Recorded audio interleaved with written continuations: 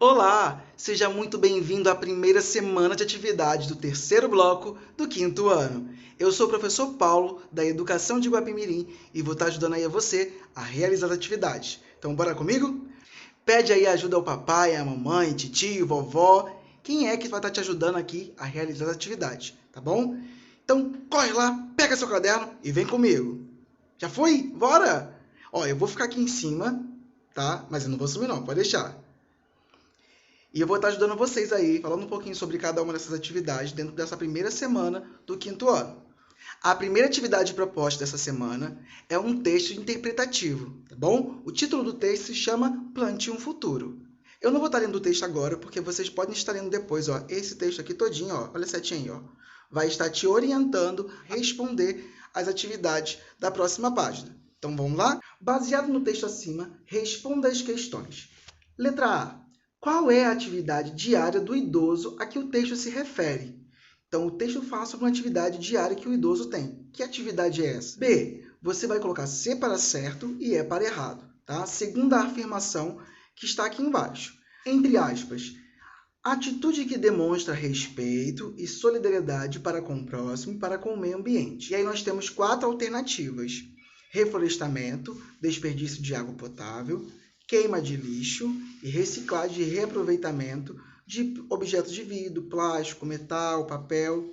Você vai estar colocando dentro desses parênteses C para certo e E para errado.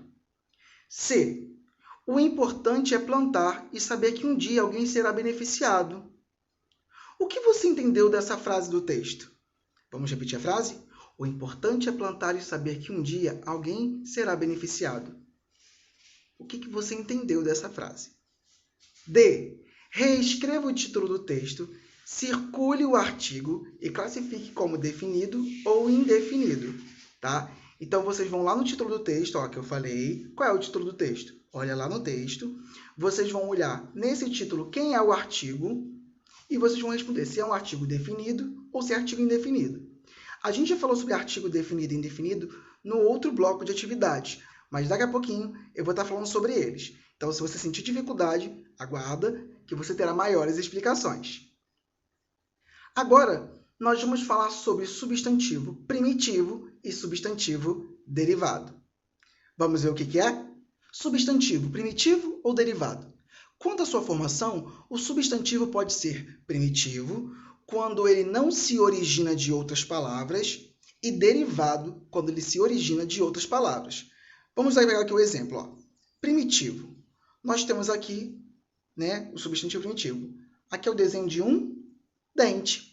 Dente é uma palavra, né, que é um substantivo primitivo, porque ele não vem de nenhuma outra palavra, tá bom? E aqui nós temos do outro lado o derivado de dente, né? Um substantivo derivado, que é a palavra dentadura. Então, dentadura, ela vem da palavra dente, por isso o substantivo derivado. Ó, outra aqui, ó, chute. Chute é um substantivo primitivo. Agora, a palavra chuteira vem da palavra chute. Então, chuteira é um substantivo derivado. Vamos aos outros exemplos? Aqui nós temos, ó, vidro como substantivo primitivo, mas nós temos vidraça como substantivo derivado. Nós temos pedra como substantivo primitivo e pedreira como substantivo derivado. Vocês percebem que o substantivo derivado eles vêm de uma palavra que já existe? Isso é substantivo derivado, tá ok? Então vamos lá. De repente olhou para cima e percebeu que se tratava de uma jabuticabeira de frutos maduros. Jabuticabeira está aí sublinhado em negrito. O substantivo sublinhado é um substantivo derivado da palavra jabuticaba, tá? Com base na informação, escreva um substantivo derivado para os seguintes substantivos primitivos. Então, quais são esses substantivos primitivos? A palavra jardim. Então, que palavra já existe que vem da palavra jardim? Substantivo primitivo, fruto. E aí vocês precisam colocar um substantivo derivado do lado que vem da palavra fruto. F. Na frase, E o senhor espera viver tanto tempo assim? Foi feita uma pergunta. Classifique a frase em afirmativa, negativa ou interrogativa. Para quem também tem dificuldade entre tipos de frase, você pode estar aguardando um pouquinho mais, que daqui a pouco eu vou explicar um pouquinho sobre os tipos de frase, como vocês vão diferenciar uma frase da outra, tá bom? Mas quem já souber já pode responder aí, porque isso também foi dado no outro bloco de atividade. Vamos aí à próxima. Pinte as palavras que estão escritas de forma errada, tá? Então aqui nós temos, ó, cebola, tambor, almoço, cachorro, criança, bagunça, contato e borracha. Todas as palavras que estão escritas de forma errada, vocês vão pintar, tá bom? Vamos para a próxima atividade? Segunda atividade proposta. Aqui nós vamos falar sobre a formação da população brasileira. Isso, eu vou falar sobre como que eu e você estamos aqui hoje. Por que somos tão diferentes um do outro, né? A gente olha lá para a China, para o Japão, eles são muito parecidos e a gente é muito diferente. Mas isso aconteceu porque nós somos formados a partir de uma miscigenação. Ué, o que é miscigenação? Vou explicar para vocês. Olha, miscigenação é mistura de raças, processo ou efeito de miscigenar, de misturar raças, através do cruzamento de pessoas de diferentes etnias. Mestiçagem, ação ou efeito de miscigenar, de cruzar uma raça com a outra. Isso é miscigenação. Então, por que miscigenação? Porque a gente é uma mistura, a gente não é um povo só. Não é igual lá, né, no Japão, como eu falei. Mas a gente não, a gente aqui tem uma mistura, principalmente de 3 povos. Sabe quais são eles? Nós somos uma mistura muito grande do povo africano, dos índios e dos portugueses. Antes de voltar lá para o caderno de atividade, eu vou explicar para vocês aqui por que a gente tem uma miscigenação muito forte a partir desses 3 povos. O que acontece? Quando o Brasil ainda não era Brasil, né, quem morava aqui? Os índios. Eles são os primeiros habitantes. Aí, com o tempo, o que aconteceu? Os portugueses chegaram e encontraram aqui o Brasil, né, através de Pedro Álvares Cabral. Quando eles encontraram o Brasil, então ó, a gente já tinha aqui, habitando aqui, ó, os portugueses e os índios que já estavam. Só que os portugueses, eles precisavam de mão de obra. Daí, eles, infelizmente, buscavam lá na África o povo africano, ó. E aí eles traziam lá da África, através dos navios negreiros, o povo africano. E com o tempo, esses 3 povos começaram a se relacionar, né? Tiveram filhos, que tiveram filhos. Então a gente foi o quê? Uma mistura, ó, uma miscigenação desses 3 povos, principalmente os portugueses, os índios e os africanos. Vamos continuar lá? Além desses povos, nós também temos outras formações. Nós temos aqui os espanhóis, os holandeses, alemães, os sírios. Então, a gente também tem essa mistura, mas os principais são os 3. Quais são? Isso, portugueses. Segundo, isso, os índios. Terceiro, africanos. Nossa, tá bem, hein? Parabéns. Então, vamos falar um pouquinho sobre os indígenas. Muitos povos indígenas, eles eram diferentes. Eles habitavam aqui, mas cada grupo tinha a sua própria cultura, eles tinham seus próprios ritos, suas religiões, seus costumes, a sua língua. E no período colonial, muitos povos indígenas foram capturados pelos portugueses, né? Quando Portugal estava tentando fazer colônia aqui do Brasil, outros índios, eles foram dizimados com a sua cultura, desapareceram, deixaram de existir. Atualmente, alguns povos indígenas ainda restam, têm o seu próprio dialeto, sua própria forma de vestir, suas crenças, seus ritos. Mas alguns outros, por conta dessa colonização, eles acabaram vivendo no meio da gente, da cidade grande, e foi um pouco se perdendo um pouco dos seus costumes, da sua língua. e se adaptaram, né? Então, hoje eles vêm nas grandes cidades, nem todo índio usa cocá, mudou. Alguns índios se preservaram na sua origem, mas outros se adaptaram, de acordo com o crescimento da população brasileira. Os africanos também, eles foram muito importantes aqui para o nosso país, né, no sentido de formação de quem nós somos. Então, eu, você, não importa a nossa cor de pele, nós temos descendências desse povo africano. Os povos africanos chegaram aqui no Brasil entre o século XVI e o século XIX, principalmente. Então, a grande massa, a grande população africana chegou nesse período. Assim como os indígenas, os africanos, eles também pertenciam a grupos de diferentes culturas. Eles foram trazidos ao Brasil para trabalhar como escravo nos engenhos de açúcar, na mineração. Depois eles foram para trabalhar na lavoura de café. Então, os africanos, eles foram retirados da sua cidade, das suas aldeias, dos seus grupos. Muitas crianças foram separadas dos seus pais. Então, foi uma época muito sofrida para muita gente. Não para os portugueses, porque os portugueses eles estavam comandando isso tudo. Quem ganhava muito com isso eram os traficantes de escravos, né? Então, os traficantes ganhavam dinheiro em troca da vida de um outro ser humano para ele ser escravo. Então, os portugueses compravam, pagavam. Os africanos eram trazidos de forma diferente. Eles vinham através dos navios, chamados navios negreiros, porque eles traziam os negros. E eles traziam em péssimas condições. Muitos deles nem conseguiam chegar ao Brasil, morriam no caminho, porque passava fome, passavam sede. Então, assim, eles iam se enfraquecendo. Então, realmente chegava aqui os que geralmente eram mais fortes, os que duravam a viagem inteira. E a escravidão no Brasil durou mais de 300 anos. Você já imaginou? Quantos anos você tem? Eu tenho 30. Eu tenho 30 anos. A escravidão no Brasil durou mais de 300 anos.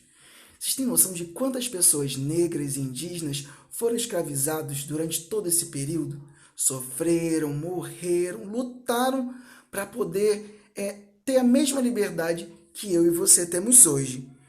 Então, é muito triste, mas isso fez parte da nossa história. Até que em 1888 teve o quê? A abolição, onde libertaram os escravos. Durante esse período de mais de 300 anos de escravidão, alguns escravos, eles fugiam, se esconderam, se organizaram e criaram suas próprias comunidades, chamadas quilombos. Eles viviam ali como escravos libertos, porque fugiram, indígenas também, que se libertaram daquilo, e brancos pobres. Quanto tempo se passou? 300 anos. Olha quantas pessoas se formaram através desse período. Quantos negros tiveram filhos com brancos, índios com negros, brancos com índios. Então, os brancos que também eram pobres, que não eram da alta sociedade, eles também viviam nessa comunidade dos quilombos, tá bom? Agora, vocês vão responder essas duas perguntas marcando a resposta correta. Primeira pergunta: quais foram os 3 primeiros povos que contribuíram para a formação do povo brasileiro? Nós temos 3 opções, A, B e C. Qual dessas opções é a correta? Então você vai marcar um X na resposta certa. Então lê aí o que está dizendo em cada uma delas, porque eu não vou ler, senão eu vou dar a resposta, e vocês vão marcar a correta. Segunda pergunta: onde os africanos escravizados se refugiavam quando fugiam? Tá? Lembra aquela separação de grupos? Como era o nome dado dessa comunidade? Então, A, B ou C? Marcar a resposta correta. Próxima atividade. Terceira atividade proposta. Aqui nós vamos falar sobre os artigos definidos e indefinidos. Nós temos artigos que são separados em definido e indefinido. Quais são os artigos definidos? O, a, os e as. Esses são os artigos definidos. E os artigos indefinidos? Uma, uns, umas. Qual é a diferença? O a singular, os, as, plural. Indefinido, uma é singular e uns, umas, plural. Tá, mas e o que é artigo definido e artigo indefinido? Vamos lá? Os artigos definidos, eles são para objetos ou seres que são conhecidos. Sabe quando você vai falar sobre alguém? A minha professora. A minha professora. Então você sabe de quem você está falando. O cachorro. Você sabe de qual cachorro você está falando. Quer ver? Um outro exemplo. O menino é estudioso. Então eu sei de quem eu estou falando. Agora, o artigo indefinido, eles são para objetos e seres, só que desconhecidos, indeterminados. Por exemplo, uma pessoa disse que gosta muito de você. Uma pessoa disse que gosta muito de você. Esse uma, quem será? Não sei. Eu não disse quem é. Então, ele é indeterminado, desconhecido, tá? Então, o, a, os, as, artigos definidos. Umas, uns, umas, artigos indefinidos. Vamos voltar aqui então. O garoto, um brinquedo, a bola, uma maçã. Aqui nós estamos aqui em negrito, os artigos. O, a e uma. Tá? Vamos ver exemplos de artigos definidos na frase? Aqui embaixo, acompanha aqui, exemplos. Tá? Aqui. O garoto foi jantar na casa dos pais. Então, é um artigo definido. O garoto foi. Ganhamos a bicicleta que esperávamos. Então, tem um artigo ali definido. Sabe o que é? Agora aqui, um dia iremos nos encontrar. Um dia iremos nos encontrar. Que dia é esse? Não sei. Não tem um dia específico. Um dia. Quer ver? Uma certa tarde, saímos para caminhar. Qual tarde? Não sei, eu não disse. Então, são artigos indefinidos. Vamos para a atividade? Observe as frases abaixo, circule os artigos definidos e sublinhe os artigos indefinidos. Tá? A, B, C, D e E. Você vai ler cada uma dessas frases e vai ver. Se tem artigo definido, vai circular. Se tiver artigo indefinido, vai sublinhar. Se tiver os dois, você vai fazer cada um, da sua forma, sublinhando o indefinido e circulando o definido. Segunda atividade. Ordene as palavras e forme as frases corretamente. Aqui a gente tem, por exemplo, na letra A. A frase está assim no momento, as palavras desordenadas. Uma praia, família, casa, comprou na a nova. E se você reparar, em cima de cada palavrinha tem um número. Você vai colocar cada palavra seguindo essa ordem numérica. Primeiro a palavrinha do número 1, depois número 2 e assim por diante, até você completar a frase. E vai escrever ali direitinho. Quarta atividade proposta, matemática. Figuras geométricas espaciais. Calma, não precisa ficar preocupado não, que isso aqui é fácil fazer também, tá? Eu vou tentar explicar da forma mais simples possível para você poder entender. As figuras geométricas espaciais, que também são chamadas de sólidos geométricos, são figuras que têm volume. Elas ocupam um lugar no espaço quando você coloca em algum lugar. E, em sua maioria, são tridimensionais, ou seja, elas possuem 3 dimensões. Tá? Quais são essas 3 dimensões? Vamos ver? As 3 dimensões são altura, olha a setinha aqui, largura e comprimento. Isso, Em sua maioria, ela tem isso, largura, altura e comprimento. Por que em sua maioria? Porque nós temos figuras geométricas espaciais, são poliedros e não poliedros. Vamos dar uma olhadinha no que é isso? Essas figuras, como eu falei, podem ser chamadas de poliedros, aqui tem alguns exemplos para você acompanhar no seu caderno, e não poliedros, que também são chamados de corpos redondos. Tá? O que são poliedros? São formas geométricas espaciais que apresentam apenas superfícies planas e não rolam. Tá? Vamos ver aqui quais são os elementos que apresentam os poliedros.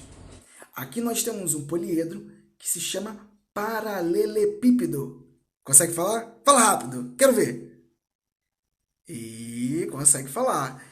Vamos aqui observar como é composto os poliedros.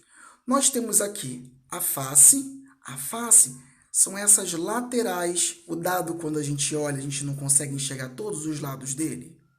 Então, essas laterais são chamadas de face. Então, todo poliedro, quando a gente vê a lateral dele, é chamado de face.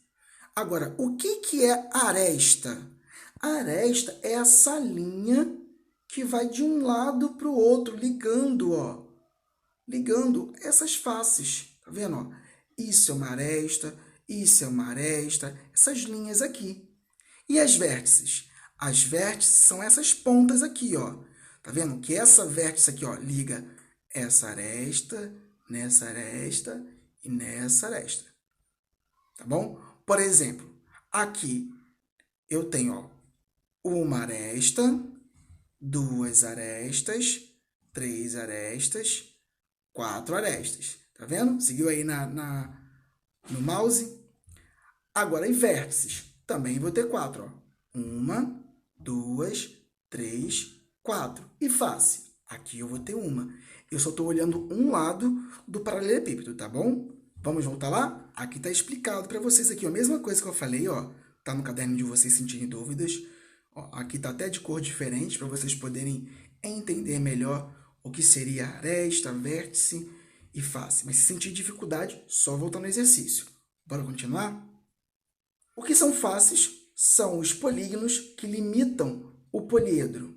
Arestas são os segmentos de retas formados pelo encontro das faces. E vértices são os pontos de encontro entre as arestas. Tá? Só está escrito aí o que eu expliquei para você agora há pouco, através da outra imagem. Agora a gente vai ver os não poliedros, que são os corpos redondos. São formas espaciais que possuem superfícies curvas, arredondadas e rolam. Se eu colocar uma lata de Nescau a ladeira abaixo, num morro, que é um não poliedro, o que vai acontecer com ela? Ela vai rolar, isso aí. Então, se vai rolar, é um não poliedro, um corpo redondo. Que a gente tem, ó, o cone, o cilindro e a esfera. Tá vendo? Ó? Cada um deles é de uma forma. Agora a gente vai falar sobre a planificação das figuras espaciais. O que é essa planificação das figuras espaciais? É a representação dessa figura espacial num plano de modo que toda a superfície se apresente como uma figura plana. É como se eu abrisse e colocasse em cima de uma mesa. Tá vendo? Aberta. Aqui, ó, o exemplo. Ó.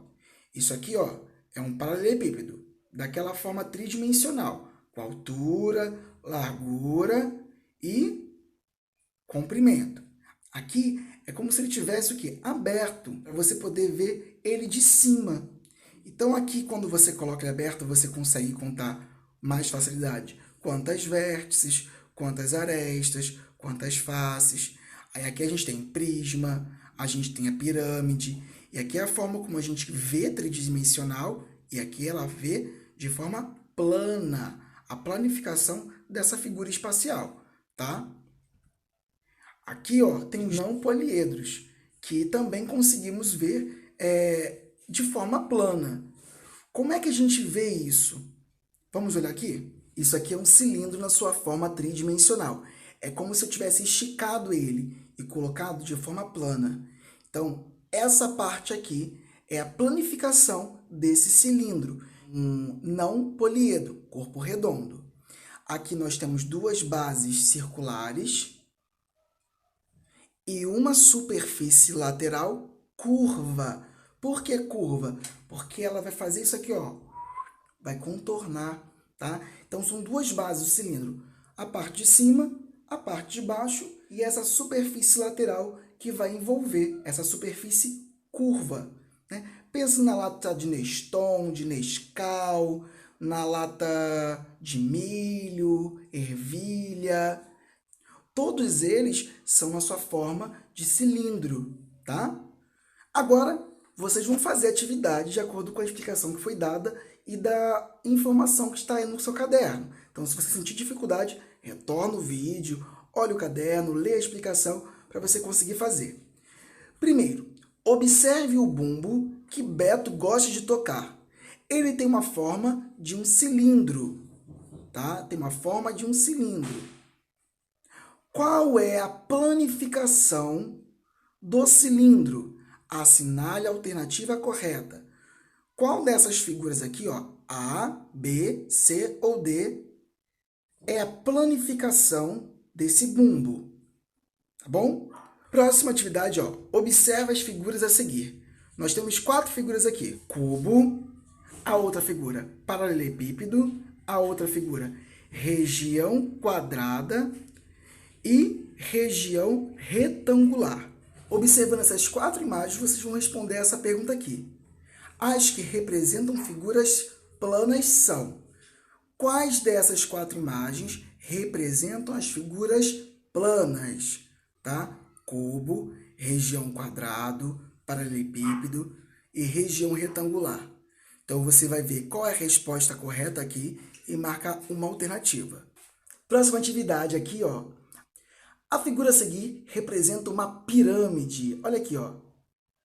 A figura geométrica que corresponde às faces dessa pirâmide é uma região, ou seja, que região é essa? Tá? O que é fácil? Essa parte daqui, ó, a parte plana que a gente consegue visualizar. Pensa numa pirâmide do Egito. O que é? Aí uma alternativa está certa, tá? Para marcar a correta. Observe as apresentações dos sólidos a seguir: cubo, cilindro, pirâmide, prisma. Agora, observe as planificações a seguir. Planificações é como se a gente tivesse colocado elas em cima de uma mesa, abertas, planas. E aí vocês vão me informar, observar essa sequência, tá? Ó, aqui tem 1 por 1, também tem 4. E vocês vão dizer qual é a sequência. Esse aqui é quem na planificação? É o cubo, é o cilindro, a pirâmide, o prisma. Esse daqui, e esse daqui, e esse daqui. Então tem uma ordem.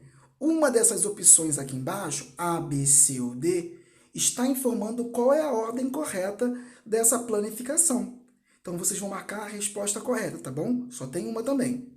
Vamos para a próxima atividade? Quinta atividade proposta, a gente vai voltar a falar de português e agora sobre substantivos coletivos. Vamos ver o que é? Os substantivos coletivos são aqueles que, mesmo estando no singular, transmitem uma ideia de agrupamento de seres da mesma espécie. Por exemplo, aqui tem um artista é um artista, 2 artistas, 2 artistas. Agora, numa peça, num teatro, eu tenho elenco. Elenco, ó, essa palavrinha aqui, se refere ao conjunto de artistas. Então, o substantivo coletivo são palavras, né, uma única palavra, que ela vai dar a entender que tem vários ali, né, juntos, agrupados. Podemos ser seres, podemos ser objetos, tá? Outro exemplo, ó, fauna. O que seria fauna? Fauna é o conjunto de animais de uma região. Quando a gente fala assim, a fauna de Guapimirim, quando eu falo sobre a fauna de Guapimirim, eu vou falar sobre o conjunto de animais que estão em Guapimirim. A flora. Flora é um substantivo coletivo, que está querendo dizer o quê? Que tem um conjunto de plantas numa região.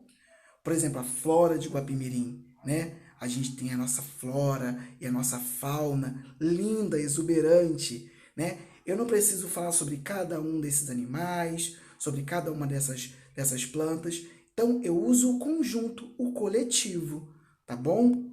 Então, substantivo coletivo é isso. Vamos voltar para a atividade.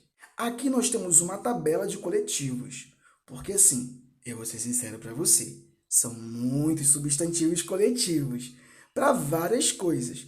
Então, aqui tem uma tabela com vários animais, objetos,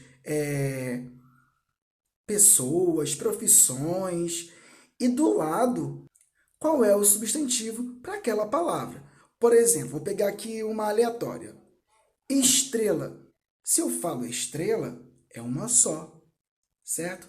Mas quando a gente está naquele céu à noite, tudo iluminado, com várias estrelas, a gente pode falar que a gente está olhando uma constelação.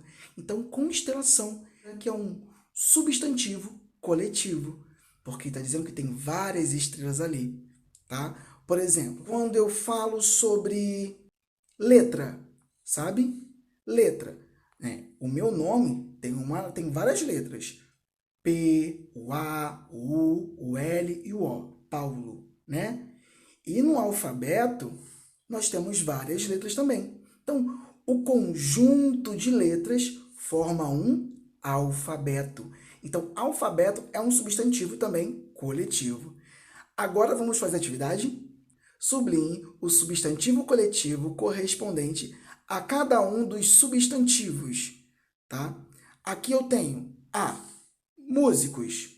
Qual é o substantivo coletivo de músicos? Banda, cacho ou turma?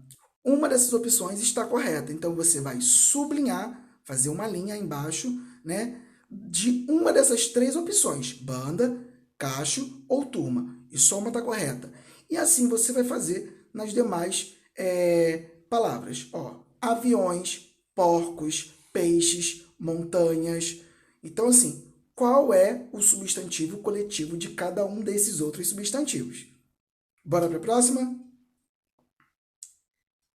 Agora a gente vai falar sobre substantivo simples e substantivo composto. Bora lá! Substantivo simples. Os substantivos simples, eles se caracterizam por serem formados por uma única palavra. Papel, homem, caneta, jabuticaba, galho, lápis, quadro, chuva. Uma única palavra. Isso é um substantivo simples. E substantivo composto já é o quê? É formado por mais de uma palavra, tá? A partir de junções de palavras. Duas ou mais palavras que a gente forma uma outra palavra. Por exemplo, aqui eu tenho a palavra guarda. Guarda pode ser um guarda de trânsito, guarda da polícia, um guarda, né? E chuva. O que é chuva? Chuva, um fenômeno natural. Agora, quando eu junto a palavra guarda-chuva, a gente pensa em quê? Se proteger. Então, a junção de duas palavras que formam um significado, ou mais de duas palavras, é chamado de substantivo composto. Vamos ver os outros exemplos aqui, ó. Quarta-feira, duas palavras, ó. Quarta e feira. Forma a palavra quarta-feira. Então, quarta-feira é um substantivo composto. Couve-flor, duas palavras, ó. Couve-flor, substantivo composto. Guarda-roupa, também é formado por duas palavras, ó. Guarda e roupa, substantivo composto. Sendo que uma coisa é muito importante, percebe que aqueles outros exemplos, guarda-chuva, era separado por um tracinho? Esse tracinho se chama hífen. Peraí, Paulo, então toda palavra que é um substantivo composto é separado por esse tracinho que se chama hífen? Não, nem todas. Nós podemos ter substantivo composto que não precisa dessa separação. Por exemplo, aqui eu tenho a palavra passatempo. Ó, passatempo é uma palavra só, mas que veio de duas palavras. A palavra passa e a palavra tempo. Do lado nós temos essa palavra girassol. Aqui eu tenho duas palavras também juntas aqui, ó. Gira e sol, tá? Então, nem sempre vai se separar pelo hífen. Tem palavra que é um substantivo composto, mas que é escrito junto, tá? Vamos para o exercício. Assinale C para substantivo composto e S para substantivo simples. E aqui eu tenho várias palavras, ó. Segunda-feira, jardim, conta-gotas, telefone, autoestima, amigo, frutas, arco-íris, guarda noturno, dinheiro. Então, vocês vão colocar dentro desse parênteses C para substantivo composto, né, que é a junção mais de uma palavra, duas ou mais, S para substantivo simples, ok? Próxima atividade. Separe os substantivos abaixo, colocando-os na coluna adequada. Aqui nós temos uma lista de palavras e aqui embaixo nós temos um quadro dividido em 3 partes. Uma parte é substantivo simples, a outra substantivo composto com hífen, que é com tracinho, e substantivo composto sem hífen, que é sem o tracinho, tá bom? Então, vocês vão colocar a palavra em cada lugar aqui que esteja correto. Por exemplo, a palavra girassol é um substantivo simples ou um substantivo composto? Substantivo composto. Parabéns para você que acertou. Então, você já sabe que é substantivo composto. Agora, ela é separada com hífen ou sem hífen? Isso, sem hífen. Então, você vai colocar a palavra girassol aqui dentro, tá? Então, cada palavrinha vai ser colocada no lugar certo. Bora para a próxima atividade? 6ª atividade proposta, ciências, ciclo hidrológico. Ou ciclo da água, que é mais fácil de gravar, né? Antes de eu falar sobre o ciclo da água e sobre todo esse processo, eu vou falar com você sobre a questão da água por si só. Primeiro, eu quero falar para você que é muito importante a gente economizar água, a gente ter muito cuidado com quanto tempo a gente demora no banho, não é para deixar de tomar banho não, hein? É só para a gente economizar. Por quê? A água ela é muito importante para a gente, não só para a gente, que é ser humano, mas para os animais, para as plantas, né? Para todos os seres vivos. Então, a gente precisa ter um pouquinho de consciência para a gente poder cuidar bem do nosso planeta, economizando também, tá? Agora, já que falamos disso, a gente pode encontrar a água no nosso planeta de 3 formas, né? Em 3 estados físicos. Como assim? A gente conhece a água que a gente bebe, que é o estado líquido, né? A gente tem o estado gasoso, que é o vapor da água, e tem o estado sólido, que é o gelo, a neve, tá? Então, a gente pode encontrar água nesses 3 estados físicos aí. Através disso, vocês vão começar agora a entender um pouco desse ciclo hidrológico ou ciclo da água. Vocês perceberam que tem essa imagem aqui, que explica um pouco sobre o ciclo da água e por que o ciclo da água na natureza ele é muito importante, tá? Antes de eu explicar sobre o ciclo em si, porque o ciclo ele ajuda, ele é fundamental para a manutenção da vida no planeta, né?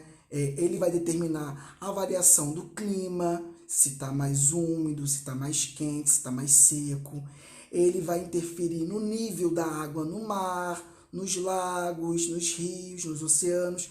Então, é muito importante a gente entender sobre o ciclo da água, tá bom? Então, antes de começar a explicar, eu quero mostrar para vocês aqui essa imagem, tá vendo? Essa imagem que vocês têm na apostila, eu vou estar ampliando ela. Agora a gente tem a mesma imagem que vocês têm aí. Aqui eu vou estar explicando da forma mais simples possível para vocês como que acontece esse ciclo. Esse ciclo começa da seguinte forma. O Sol, o nosso grande amigo Sol, que brilha lá no céu, bem quente, né? Às vezes quente até demais pra gente, que a gente não tá aguentando de calor, mas também é esse sol maravilhoso que quando a gente está de férias, a gente vai na praia, na cachoeira, não é mesmo? Então, esse sol, ele aquece as águas que estão nos rios, nos mares, nos oceanos, nas poças de água da rua. Esse sol aquece essa água e essa água passa do estado líquido para o estado gasoso através do primeiro processo, que é a evaporação. Então, esse processo de esquentar a água com o sol e evaporar é assim, evaporação. Essa água, no estado gasoso, né, ela vai subindo ao céu, né, subindo a atmosfera, e ela vai passar por um processo de condensação, que é um outro processo, onde esse vapor de água, que são gotículas, vão se juntando, e aí vão formar o quê? As nuvens. Isso. Então, esse vapor da água Passando por esse processo de condensação, formaram-se as nuvens, aonde a água sai do seu estado gasoso e volta para o seu estado líquido. E como que ela volta para a Terra no estado líquido? Através desse outro processo chamado precipitação, que é o quê? Quando a chuva cai. Sabe quando a gente olha o céu e fala assim, ih, vai chover. É porque a água já evaporou da terra, entrou no seu processo de condensação, voltou a ficar líquida e ela vai cair de novo para a gente através da precipitação, como forma de chuva. Só que ela pode vir através, né, do seu estado líquido, que é o que a gente conhece da chuva, mas em outros países ela cai no seu estado sólido, como a neve. Ou pode cair igual caiu já aqui em Guapi, pedras de gelo, vocês já viram? Então, essas pedras de gelo são chamadas de granizos, tá? E aí também é água no seu estado sólido, tá? E aí, quando essa chuva cai, né, esse processo de precipitação, ela vai o quê? Cair na terra, cria poça, parte dessa água fica ali empoçada, outra parte da água, o que acontece? O solo absorve. Então, ó, acontece aqui essa absorção, o que? A água infiltra. Então, esse é outro processo chamado de infiltração, que é onde a gente forma as águas subterrâneas, que nós temos água também embaixo da terra, né? E outra parte dessa água que cai no solo, ela vai para onde? Ela vai para quê? Para as plantas, que também têm a água como forma de nutriente. Então, as plantas, elas pegam essa água para ela, sabe? Transformam em nutriente e depois elas evaporam também. E esse processo da planta evaporar a água é através da transpiração. Com a gente não transpira, não sua? Então, a planta também. E aí volta de novo esse processo de condensação, precipitação, infiltração, evaporação, transpiração. Esse é o ciclo da água, tá? É um processo, é um ciclo sem fim. Vamos para a atividade? Assinale a alternativa correta. Quando acontece o processo de condensação, nós temos 3 opções aí e você vai estar marcando a alternativa correta. A, B ou C. Uma delas vai estar explicando o que eu disse. Como que acontece esse processo de condensação? Outra pergunta. Quais são os processos do ciclo da água? São 3 respostas também aí, somente uma está certa. Vocês vão marcar a alternativa correta. Vamos para a próxima atividade? Atividade 7, de língua portuguesa, aonde nós vamos falar sobre os diferentes tipos de frases. Bora lá? Como já sabemos, o texto é um composto de frases, orações e períodos, formando assim um todo, constituindo assim uma sequência lógica de ideias. E ao nos referirmos a frases, é importante sabermos que as mesmas recebem nomenclaturas diferentes, variando de acordo com o grau de entonação, tá? Então aqui nós vamos falar sobre os tipos de frases. Primeiro tipo de frase que a gente vai ver é a frase declarativa. Essa frase declarativa, ela pode se dividir em 2, afirmativas e negativas. Vamos ver? Vamos lá. Primeiro, o que são frases declarativas? As frases declarativas, elas são usadas para quê? Elas são usadas para informar, para opinar, para definir, para relatar. E elas se dividem em 2 formas, as afirmativas e as negativas. O que são as afirmativas? É eu afirmar uma coisa. Por exemplo, o telejornal começou mais cedo. Eu estou afirmando que começou mais cedo, né? Estou declarando que o telejornal começou mais cedo. Então, eu tenho uma frase afirmativa. Agora, eu posso dizer essa mesma coisa, só que de forma negativa. O telejornal não começou mais cedo. É uma frase declarativa negativa, onde eu nego uma informação, tá? E isso pode ser com não, ou com nunca, ou jamais, tá? É quando você nega. Vamos voltar para os outros tipos de frase? Aqui vocês podem ver que nós temos as frases também interrogativas. A frase interrogativa é quando você tem a intenção de perguntar sobre alguma coisa. Por exemplo, você não irá comigo à festa? Olha, tem um pontinho aqui no final, ó. Que ponto é esse? De interrogação. Então, geralmente, quando a frase termina com ponto de interrogação, é uma frase interrogativa. Quer ver, ó? Você estudou muito nessa quarentena? É uma frase interrogativa, tá? Então, quando você quer fazer uma pergunta, tirar uma dúvida, a gente usa o ponto de interrogação, que é esse aqui que está no final, ó, tá? E se chama frase interrogativa. Agora, a frase exclamativa expressa sentimento, em relação a algo, a alguém. Por exemplo, como a menina é estudiosa. Tá vendo? Ele está admirado. Então, e no final da frase exclamativa, nós temos o pontinho de exclamação. Imperativa. Elas expressam desejos, né? Ou também indicam uma ordem por parte do interlocutor, né? Da mensagem. Quer ver? Quando a sua mãe chega assim: vai no mercado para mim agora. Essa é uma frase imperativa. Por quê? Ela está te solicitando, ela está te dando uma ordem. Então, quando indica uma ordem, é uma frase imperativa. Vai fazer o dever agora? Sai dessa televisão! Então, essas frases são frases imperativas e terminam com ponto final. Vamos então às atividades? Primeira atividade. Numere os parênteses fazendo a correspondência correta. 1. Frase exclamativa. 2. Frase afirmativa. 3. Frase negativa. 4. Frase imperativa. E 5. Frase interrogativa. Nós temos aqui algumas frases e cada frase corresponde a um tipo de frase. E vocês vão colocar de acordo com a numeração da frase, tá bom? Próxima atividade, você vai responder A para as frases afirmativas e N para as frases negativas, tá? Nós temos aqui as 4 frases. Eu não posso sair para brincar. Marcos quebrou o lápis. A professora contou uma história. Joana não gosta de jiló. Então, nós temos aqui 4 frases, onde temos frases afirmativas e negativas. Então, você dentro desse parênteses vai colocar A, se for afirmativa, e N, se for negativa. Vamos para a próxima atividade. Você vai transformar essas frases afirmativas em frases negativas. A primeira eu vou fazer com vocês, tá bom? Maria foi ao cinema. Eu estou afirmando que Maria foi ao cinema. É uma frase afirmativa.